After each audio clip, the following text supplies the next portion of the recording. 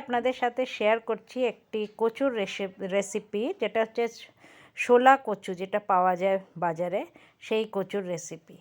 তো আমি প্রথমে কচুটা এইভাবে কেটে নিয়েছি, পরিষ্কারভাবে কেটে নিয়ে ধুয়ে নিয়েছি।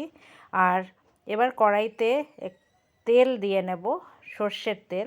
আর তার মধ্যে প্রথমে এই কচুটা একটু ভেজে নেব।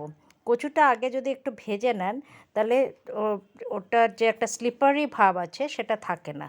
তাই জন্য সামান্য একটু তেলে ভেজে নিলে কচুটা বেশ যেরামকার সেরামই থাকে। এবার একটি মশলার পেস্ট করে নিচ্ছি। তার মধ্যে আমি দিয়ে নিচ্ছি আদা বাটা,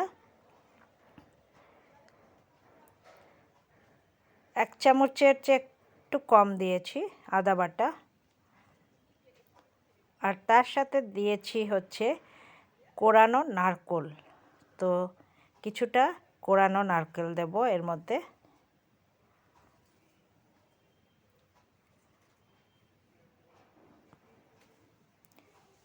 এরপরে আমি দিয়ে নেব এর মধ্যে একটি কাঁচা লঙ্কা। এবার ঝাল আপনারা যেরম খাবেন সেই বুঝে আপনি কাঁচা লঙ্কা দেবেন। আমি একটা বড় কাঁচা লঙ্কা দিয়ে নিয়েছি। আর এর সাথে দিয়ে নেব একটু জিরে গুঁড়ো। এবার এই সব কিছু আমি একটা পেস্ট করে নেব। এদিকে দেখুন আমার কচু অলরেডি ভাজা হয়ে গেছে।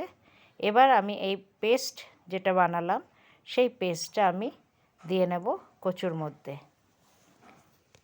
আর কিছুক্ষণ এই মশলাটা দিয়ে আমি কচুটাকে কষাবো। এবার আন্দাজ মতন হলুদ আর লবণ দিয়ে নেব।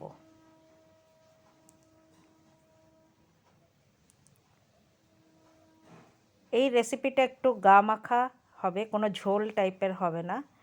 একটু গা মাখা হলে পরে এটা খেতে সুস্বাদু লাগে। এবার লবণ দিয়ে নিচ্ছি, যতটা আন্দাজ করে আপনি দিয়ে নেবেন। এবারও বলে দিচ্ছি, যদি আপনার মনে হয় যে আপনি লঙ্কা বেশি খাবেন তো কাঁচা লঙ্কা আপনি দুটো চিড়েও দিতে পারেন। এবার সামান্য জল দিয়ে নিচ্ছি, যেহেতু আপনাকে বললাম যে অলরেডি আমি এটাকে বানাবো গা মাখা, তো সেই জন্য লবণটা বুঝে দেবেন, জলটাও বুঝে দেবেন। আর এবার আমি দিয়ে নেব ব্যালেন্স করার জন্য একটু মিষ্টি চিনি দিয়ে নিয়েছি আমি। তা আমার এইভাবে কচুর রেসিপি হয়ে গেল। তো by friends and stay tuned.